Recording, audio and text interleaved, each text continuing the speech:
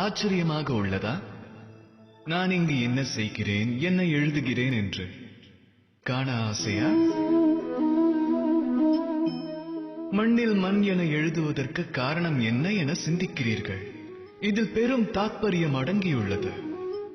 அதை எடுத்துரைப்பதற்கு முன்பாக நீரில் நீரென்று எழுதி நாம் பார்க்க வேண்டாமா?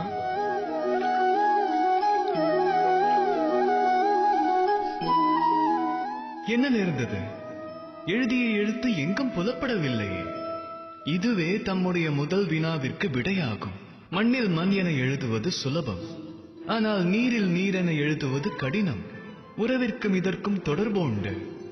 உறவை உருவாக்குவது மண்ணில் எழுதுவது போல் எளிது. உறவை காப்பதென்பது நீரில் எழுதுவது போல் மிக கடினம். எழுதும் எழுத்து நீரில் எவ்வாறு புலப்படும் என சிந்திக்கிறீர்கள் அல்லவா?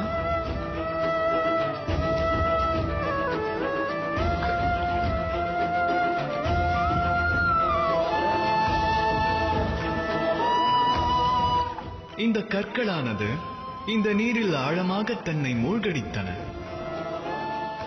இதுபோலவே நாம் உறவுகளையும் காக்க வேண்டும். இந்த கற்களைப் போல நிஷ்டையோடு ஆழமறிந்தால் உறவுகள் என்றும் குலையாது. ராதா ராதா.